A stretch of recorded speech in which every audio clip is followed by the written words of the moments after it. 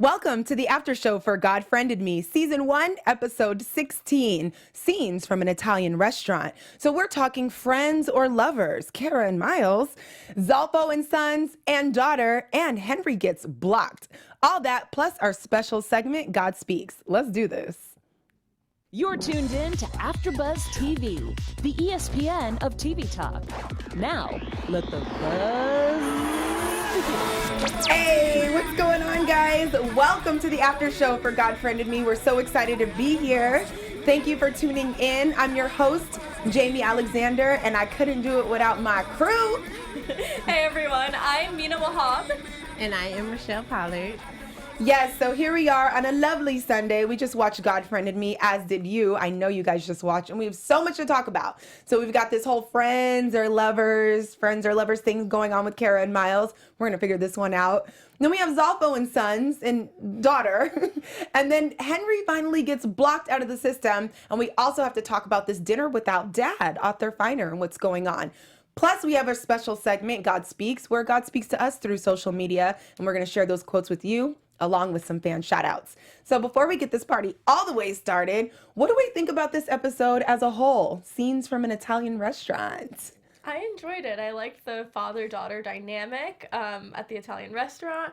I liked the father-daughter dynamic with Finer and his daughter Allie. And I kind of, even though it was really cringeworthy, I really liked seeing the dynamic between Miles and Cara play out. Because I've gone back and forth this whole season. Cringeworthy. I'm surprised I'm hearing you say that. Like this whole season, I'm like, he needs to get with Cara. Then I see the DJ. I'm like, he needs to get with the DJ. Then it doesn't work out. Then I'm like, he needs to get with Cara. And then I'm like, I don't know how I feel. And then I'm like, I really want it to work though. Let's give this a chance. It doesn't always work right away. Okay. And at the end, we got exactly what I wanted.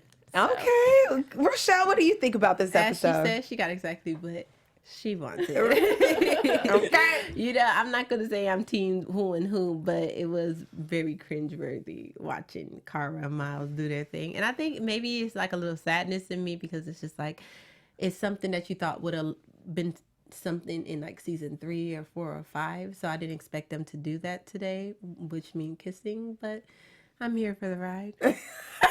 Let's see what happens. Yeah, it was a really good episode. I definitely liked how you said the father-daughter dynamics and just how love always prevails in one way or another, even the way, the father came and supported his child and all those things. So let's jump into some of these topics. And we decided to start with Cara and Miles because there's no way we could get through any of this other stuff without addressing this. So friends or lovers here. We know last week, Miles finally asks Cara on a date. She shows up looking banging in her red dress. As usual. She's such a beautiful woman, so, And so now we open the scene and they finally get on this date. And it was very awkward. What do we think about the date itself and how they tried to ease into, where are we going? What are we doing? What's going on? How did the date make you feel?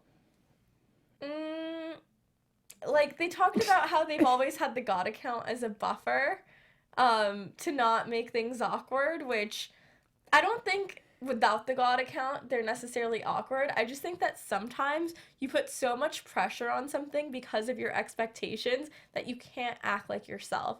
And I think if something becomes a thing, then it's harder to enjoy than if you were to just be like chill and in your natural element. And I think because it's like this whole thing and because there's been this whole build up, they can't just like act the way they normally would because they feel like they have to fulfill a certain role. I totally get that because it's kind of like if something is unspoken and there's always been chemistry or there's always been something, it's hard to shift the dynamic when you're so used to something being a certain way and when you're not letting it naturally evolve or you're making it a thing like, this is a thing now. You know what I mean? It just makes it too proper, too official instead of just letting it flow. So I get why it was like that. I don't think they don't have chemistry. I just think like it's the first time they've given it a chance and it's so awkward and they're putting too much pressure on themselves to get the result that they want. Okay. Instead of just exploring it. That makes sense. Yeah. Yeah, absolutely. I think they should have did something like a icebreaker. or something. It just was really awkward. And they were just so happy for a scapegoat, as in the friend account. And they were like, oh, well, we'll be irresponsible. Like, no, this is not, today is not about the friend account. Today, I mean, God account. Today is about me learning you and you learning me. So they should have came up with like 5 questions each that, just to learn each other, something besides the God friend account. So it was really awkward to watch. I'm sure it was awkward for them. But I feel like they needed some type of icebreaker. They were acting really weird. And it's just like, I can't act weird. I'm just going to be like, yo, what's up? Like, what we doing? Yeah. I need some type of jokes or something. Or I don't know, maybe we should leave here since it's going to be a distraction from us learning each other and having a good time because we're here. But it's funny because I feel like they always learn about each other through the God account because the God account will create situations in which Miles is having conflict with his dad or Cara is having conflict with her mom, like in that first episode. And then Miles is the person who will listen and be like, it's okay, like, I got you, I'm here for you. Yeah. And then Cara does the same, where she kind of, like, puts her opinion into it and gives him her honest advice instead of just trying to be nice or sugarcoat things. I feel like she's a really good friend, and I genuinely think that the best relationships come out of solid friendships because you have to have that comfort. And the reason why the date didn't work is not because they're not good friends. It's because they didn't have that level of comfort because they were trying to make it something that it wasn't. Like a romance. I mean, and then what about, Miles? You still have to be a gentleman. Why didn't he have that place picked out and ready to go, reservations? And why are we just barely figuring it out where we want to eat? You asked me on a date. No, but you asked me on a date. He did. He actually did have a place. He did have a place picked out. He had the tapas place picked out. But and she had just eaten there. I just went there. Is he really supposed to have a plan B if she says no? Yeah. I think he mentioned do it to homie like that. Yeah, I think he mentioned it. I thought he mentioned it as an option. It just seemed like he didn't really have that part together, which probably could have made it easy.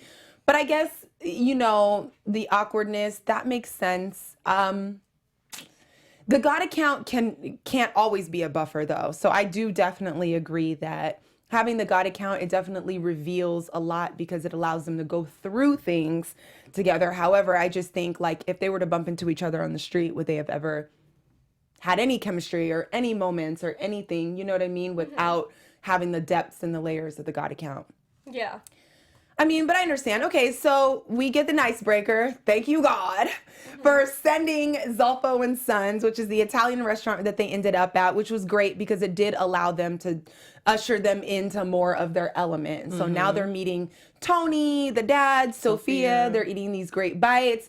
This was a great little scene and setup, and I wasn't really sure what was going to go on when we first saw the restaurant, but what did you guys think about that unfolding and them choosing to go to Zolfo Sons and kind of start working on the God account during their date? But that's what I'm saying, that it was so weird. I feel like you got to put business away from pleasure. It's time for you guys. This is your date. That's why everybody said it about like 3 different times. The sister said it, Rakesh said it, right? Dad said it. Everybody was just like, aren't you guys supposed to be on a date? Like not working. Like you guys should be on a date. It's a relief though. I think it was an escape. It's kind of like training wheels. Like they weren't ready to fully take the training wheels off. So they took it off and it was super wobbly, and then they're like, we need the training wheels again. So they put it back on and it was good. What a good but metaphor. Like, yeah, they don't really need the training wheels anymore. They had that magical kiss at the end, and I was like, yes. Even though I was like, no. Like, he's mine. Yes, he's mine. Seriously, though. Sorry, Mina. She's just acting. Okay, yeah, so we love it. So they did the date, they did the work thing. I totally understand. Then they decided to be friends. I felt really good about that. I was like, you know what? Maybe we got to see a little bit of, they tried and maybe it didn't work because I really like their dynamic as friends. They make a great team. They are great friends. And I don't think everybody that's friends that might have an inkling of a moment of infatuation should hook up. Sometimes hooking up ruins things. Yep. You know what I mean? Agreed. So I liked when they were like friends, right? Friends. If they established the relationship, they're like, Cara said it so beautifully, like, my life has been great since, like, I'm so happy you came into my life. I wouldn't even change any of that. Friends. Great deal. What did we think about that conversation? Were we happy there? I was scared when she first started off saying, like, oh, maybe we missed the window, but I'm okay with it. I would have been like, excuse me.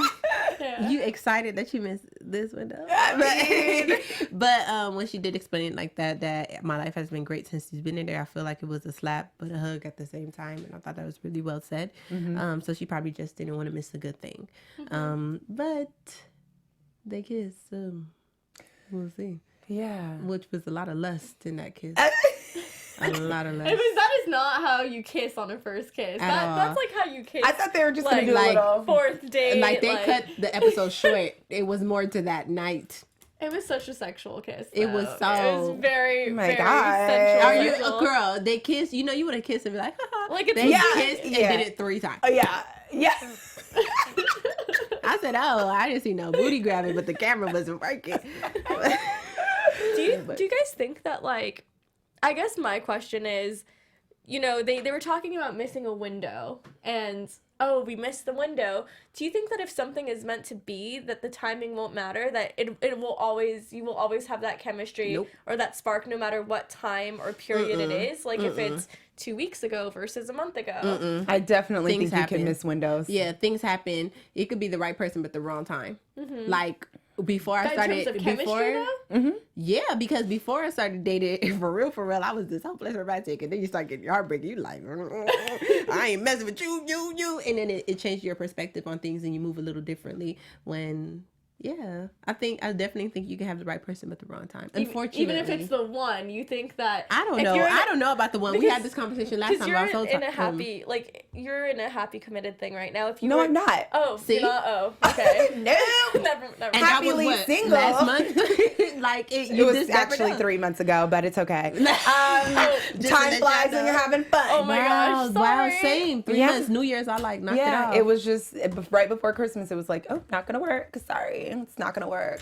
So I definitely think you can lose your window of opportunity. Like even studying the faith and being a believer in God and all these things. Like we're taught to be intuitive and open and in the Word and in prayer and all of these things, so that we can meet up with the opportunities when they come. And I definitely think we can miss them. And then that might just be it. And that's kind of what sucks about things, but is also great. Like, back to when we were talking about soulmates, like I think it's great but I don't think we don't think there's just one. I think there's a lot of different ways and times that things cross and collide and crash with each other, and you either get it or you don't. Sometimes you do, sometimes you just don't. go for it when you're ready. Yeah. And it's out your hand. At least you say you tried. Yeah. But who knows what's gonna happen? And we're at that age that we're over 21, so people having babies, people getting married, people moving intentionally, maybe getting where you fit in. Don't be waiting. Yeah, it's just you just Wasting never time. know. Yeah, you could Next definitely thing you know- miss the window. I feel like I Yeah. have 2 angels on my shoulder right now, like giving me advice. Thank you. That's good. At least you say the devil. I know. Yeah, absolutely. So the kiss, yeah, I was happy when they were going to be friends. The kiss, you guys both said it was cringeworthy. What made it so cringeable?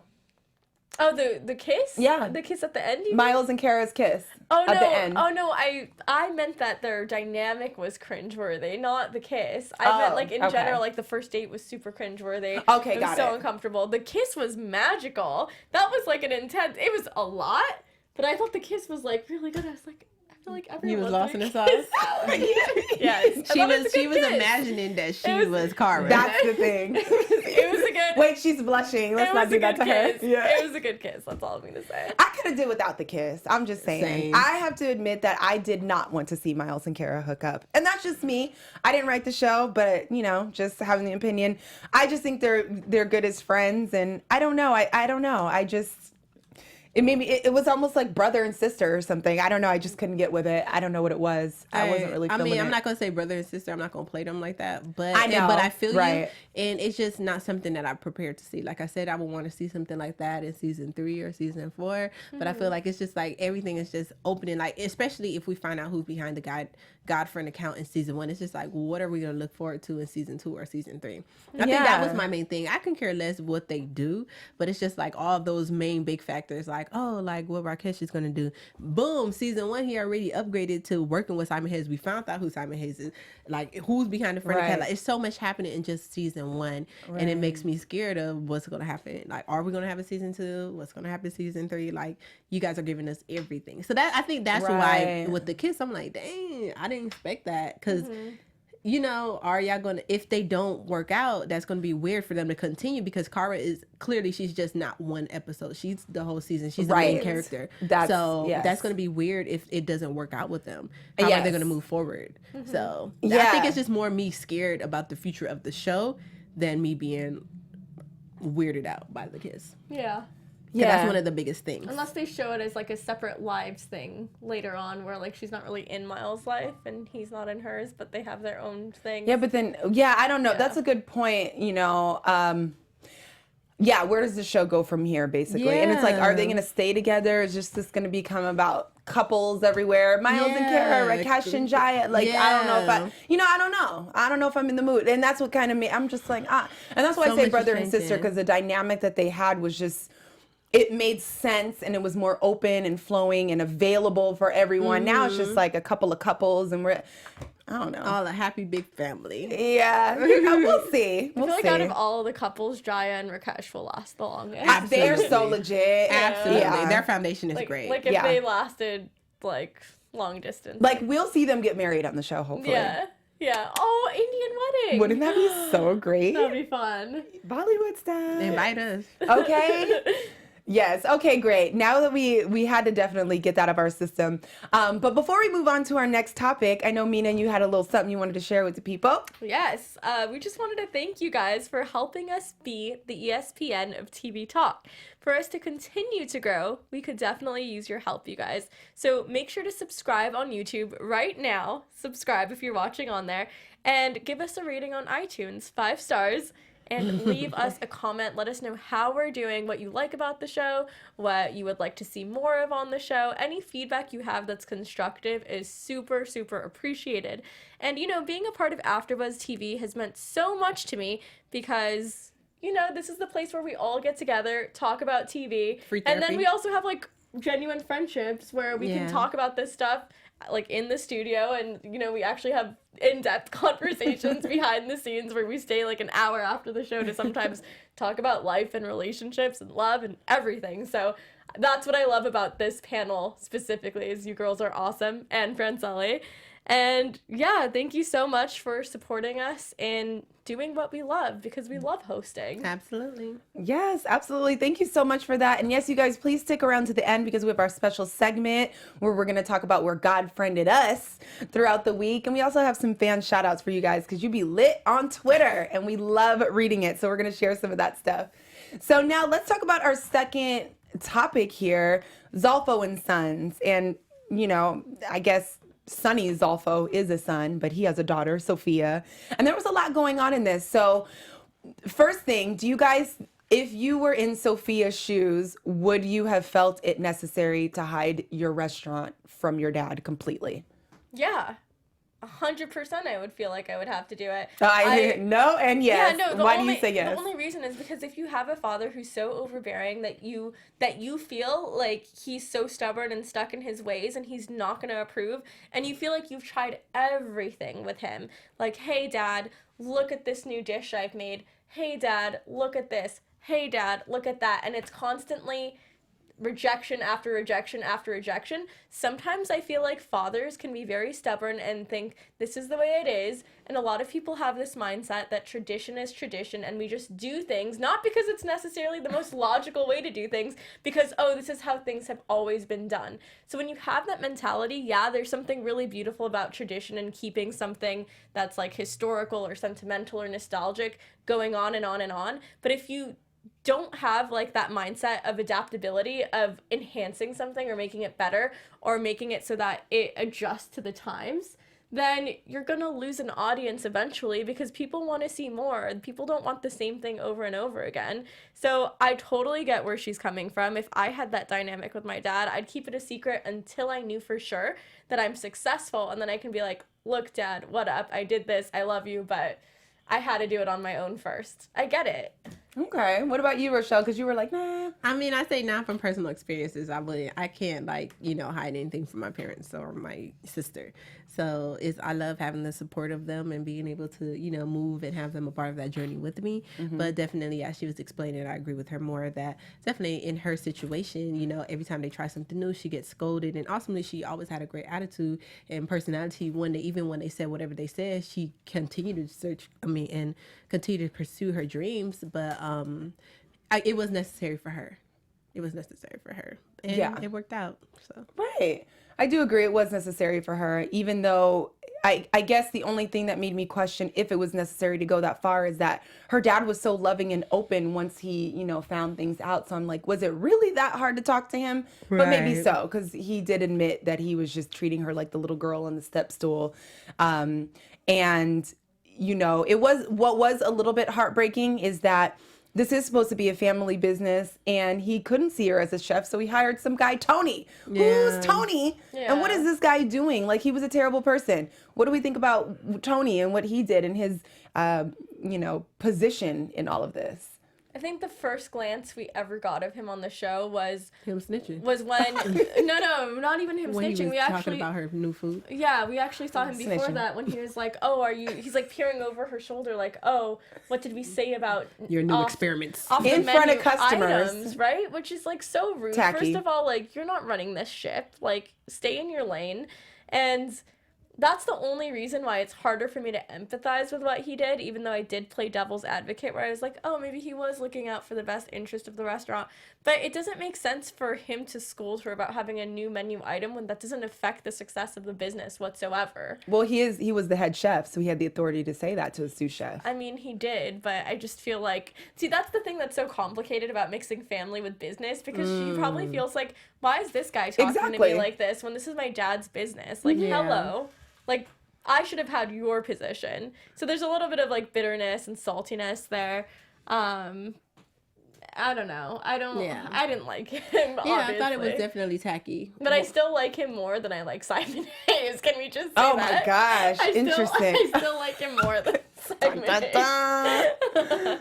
Yeah, we had a little side discussion about Simon because he's just, I don't know. We'll talk about him. Literally from the first 3 minutes, she was just like, something sneaky. I'm like, what? How did you even sense that? It's just Simon. But just finishing off with that, basically, any manager that scolds me in front of an audience or anything like that, I feel is unprofessional. Yep. I think there's a time and a place for everything. It's totally fine that you could disagree with that, but I feel that's very disrespectful as an adult, to scold me or discipline me in front of someone. All you have to do is let them know they were happy. They were excited about the food. They were not complaining or anything like that, and it was a great recipe, but he could have pulled her to the side or talked to her or talked to her father to talk to her. Yeah. And, that's not something that we plan on doing in the future. So, I'm awesome. I'm happy that you're, coming up with new stuff. Maybe you could talk to your father about that, about adding it to him. But when I'm on shift, I will feel more comfortable with you not doing things like that just for liability reasoning or whatever, just something like that. It's not what you say, it's how you say it. And you doing that right in front of the customer, I thought that was really yucky.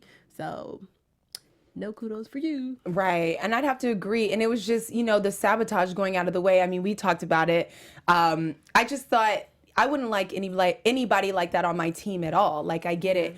Oh, do you know how talented she is? If she opens up right down the street, it's going to cripple our business. I was trying to help.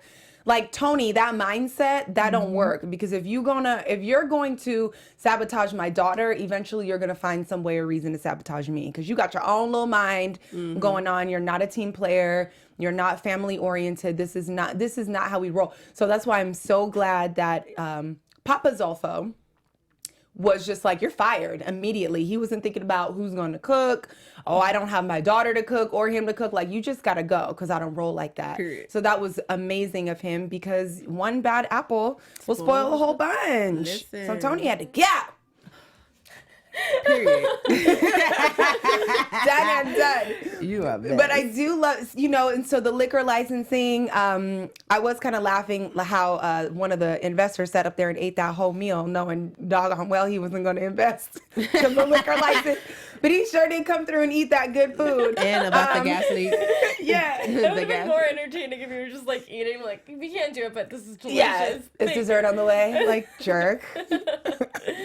But one thing what I did like about her father saying is that he did seem very caring when he was like, oh my God, but there's things about the restaurant business that you don't know. And that's where I found she could have found value in talking to her dad about the business. Like, yeah, you could be a great chef, but running a business really is that staff, licensing, gas leaks, as we found, all of these things going on. So I think now that they're doing it together, I think she can learn from him.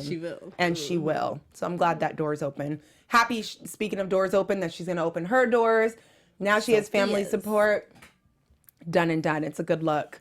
Are we happy with this subject? Did I miss anything on that? You killed that, okay? Yeah, we did that, right? Sophia, we got it. Boom. Yes. So let's jump into our third topic. And we made this a dual topic because they were smaller, little subplots. But Henry gets blocked. Rakesh goes on this whole... So Simon Hayes knows that Rakesh is the only one that can go toe-to-toe with Henry Chase. Simon feels like, well, he knows that Henry is trying to hack in. He said he's not doing anything. He's just looking around, but he doesn't want him in there. So he puts Rakesh on the job, and Rakesh gets it done. He shuts him down, shuts him out. But in order to do that, Rakesh requests all access. What do we think about Rakesh and how he was able to kind of block Henry Chase from whatever he's doing? I think the previews from last week were super misleading. Oh, extremely. I'm so annoyed. Yeah. I'm so annoyed because Right. I was like, You're going to mess up your job. Yeah. I was preaching about it. It was Yes. such an unnecessary, fake spoiler, where we think that, He was gonna get in Simon's just trouble. going to get mad and then Rakesh is going to get fired. Yeah. And then he's like, what are you doing? And then he's like, okay, cool. I'm glad. Yeah. What is this? Yeah. Even when he walks in, I just love watching this with you guys, especially, when Jamie's, sketchy. Why is she's, giving me these facial expressions where she's like, what is Simon doing? Ew, stop. Something throws me off about him. So I love the way Rakesh was able to do his thing, even though he came busting in. All of this secrecy stresses me out with Simon Hayes. It's like, what are you really up to? Yeah. And then that whole story he preached about, he's changing the world and fulfilling a dream that Henry Chase couldn't, and blah, blah, blah. Again, just like Tony I don't think when you're friends with somebody, even if you were on the same team ever at one point, I just don't think you'd be throwing people under the bus like that. You're not trying genuine. to convince me that somebody who's not here to defend themselves, that is brilliant and used to be on your team, is upset with you because you're now doing what they couldn't do, blah, blah, blah. That's shady. That's why I don't trust Simon. It seems like he stole his idea and decided to make it his own. That's what it felt like. Shady boots.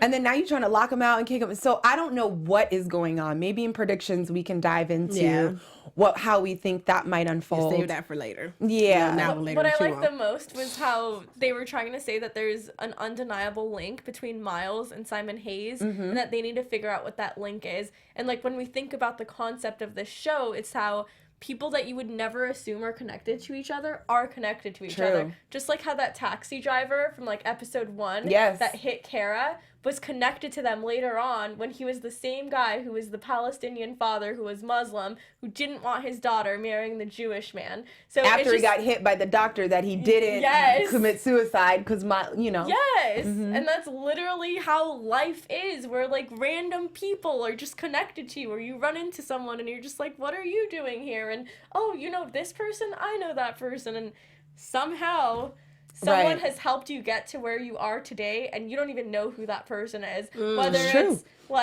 the people who got women the vote back in the day in the U.S., or whoever it is that had our backs and shaped history in a way that, wow, we are grateful to these people that we don't even know helped us. Right.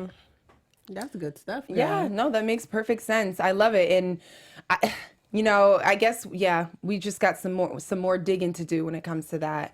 There was something you said about, so I'm wondering, I was thinking that too, when Rakesh said, now all we have to do is find out the connection between Hayes and Miles, my head just started spinning, what, is it something related to the accident, the mom, the church,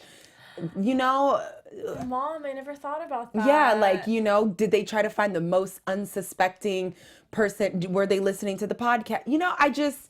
My mind goes because I don't know how Hayes and Miles could be connected. I think it's just too much for the mind. And then not only that, but we don't know what this secret project is yet. We're So they're it's the God account. but we don't know. Yeah, it might so be there's something that. else. Yeah, just saying. I feel like it's gonna be one of those things where they discover what he's up to, and then it's not even the God account, And they're back to like, square we one. still don't know who run the God account, but we know all of this now. Yeah, I'm tired. Well, that would make for an awesome season 2. Yes. So before we get into our special segment, we've got to run by this. Look at Allie and Miles standing up for Daddy. That was cute. That was really good because Allie walked into that church like she was ready to throw something down. Okay, and it wasn't a Bible. No, okay. And I have to admit, I would have been the same way. So Miles sees the diocese, Lester and Carver out for dinner, thinks nothing of it. Allie puts 2 and 2 together, puts Rakesh on it. We find out that it's time for Finer to move on, but in a different way. Become a that bishop of unfolded New York. differently than I thought. What did you guys think about that? It was awesome to see that he got nominated for Bishop of New York. That's huge. That's phenomenal. And it's an upgrade. Instead of thinking that he was just going to go ahead and just retire, that's pretty dope. So I'm super excited for him to move on and see that his journey is not over. Because at first I was like, wow, like, you know, that's the way life goes. Somebody replace you. Now you retire and you just die. You die. But it's cool to see that he's upgraded to bigger and better while this new young cat is getting his blessing. Here. That's what I was thinking, and it kind of made me sad. I'm not going to lie. Yeah. But it was pretty awesome to see that someone younger who's ready to take that mission, and now he is ready to take something bigger and better. So it was a great plot twist. Yeah, that was so good. I felt like I was gonna cry, but like, can we just talk about his like replacement and how he seemed so shady the entire time? He and did. was like resting Beezy face where he was just like, he looked so angry and guilty the Yeah. whole time. I'm like, what is this? This is like terrible. Right But now. I think too, he knew it wasn't his place to say anything. Yeah. And they really did Don't that's what. purposely look suspicious. Come on. Well, I know he didn't want to let the cat out of the bag because what was beautiful about this whole scenario is that they were extremely intentional and they took steps. So bringing the cat out of the bag too early would have been, you know, a bust on his point. So he Yeah. probably was like, oh my God, I don't want to be the one that was probably that face. That was such an emotional moment though. It I was just great. like, oh. Yeah. Yeah. I love that. Well, speaking of great moments, we love that show. That was everything. We're going to jump into our special segment now. Yes. God Speaks. So this is the portion of the show where God speaks to us through social media because we always read things that speak to our intuition. It feels like it's coming right from the Lord himself, the way it hits us. And I'll start. Jay Everett. Jay, he's a friend of mine. And this makes perfect sense because Miles was actually talking about new beginnings not being easy and what you have to sacrifice and leave behind. So this stood out to me. When you are tempted to react in the same old way, ask yourself if you want to be a prisoner of the past or a pioneer of the future. By Deepak. Snaps. Yeah. Snaps. I'm in that space right now. When we're growing and transitioning and evolving, we really do have to ask ourselves, like, okay, I would normally respond like this, but you know what? That's old and it's not really working. And I do want new things to happen and go on. And so, yeah, be a pioneer of the future. And it can be scary at times. New beginnings aren't easy because you have to sacrifice some things and leave things behind. That includes the way you respond to things. So thank you for that quote. Yes. What and about you? For me, wow. So Joe Morton. Yes. Can I just say he is perfectly cast for this role? Because if you go on Twitter and you read his tweets, which he always tweets every single episode, not just one, but like a million gems per episode, you will just be like, oh my God, okay, he's the best ever. But he wrote, and this is so poetic, the winds of love can blow hot as the sun, cold as the Arctic Sea, can begin and end seamlessly from seemingly nowhere and everywhere. The winds of love permeate the windows of time. Hashtag the finer gospel. Love it. Isn't that amazing? That's great. I love the part, the winds of love permeate the windows of time, because it kind of talks about, that was my question, like, can it? Joe Morton thinks it can. Like, there's no time window. If you're in love, if the love is there, time is just like, the window doesn't exist. That's awesome because, you know, he is older than us. So maybe, you know, age Wisdom. doesn't define wisdom. We all know that. But it's pretty cool that he Yeah. definitely has more experience than us. So that gives us a little bit of hope. Yeah. Yes. I love it. Well, I was on Twitter and I ran across this guy named Joel Morden, and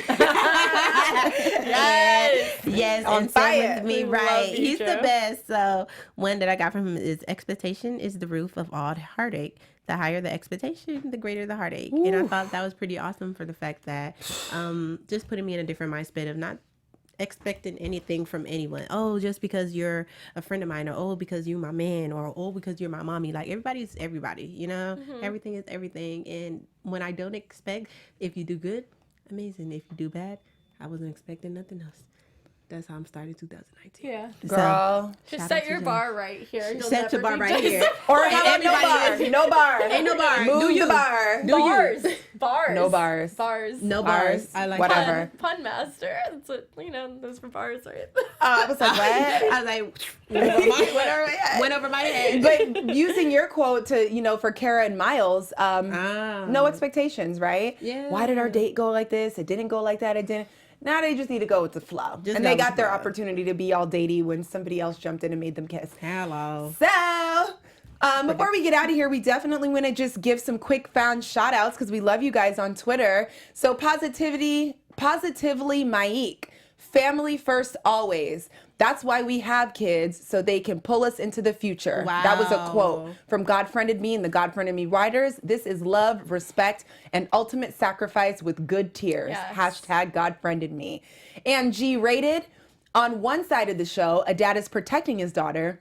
And on the other side, a daughter is protecting her dad. Y'all see that, right? We sure did, G-rated. That's cute. Allie was going in for Mr. Finer, but, Sunny was going in for Sophia. So That was we nice. love seeing protection on all sides. That was my favorite tweet. That was so great. I love Yeah, that was really good. And same thing with your children and everything. So this was such a great episode. Before we wrap it up, do we have any predictions? No. Your AfterBuzz TV Right. prediction. Maybe Cara and Miles is just too much expectations, so maybe they'll just give it a rest. Did you say until the end of the season. expectations? I like that I one. swear I heard that. never said that, but I wow, really that's heard a- that. Ooh, I'm gonna write that Me down. too. Expectation. Expectation. I have an expectation of you starting to do your thing. I'm hearing Mina. things that I shouldn't be hearing. God friended me. No, I'm just saying expectations. So maybe they'll cool it on that. That was a lot. Maybe that was just a little teaser for and now we can continue the season.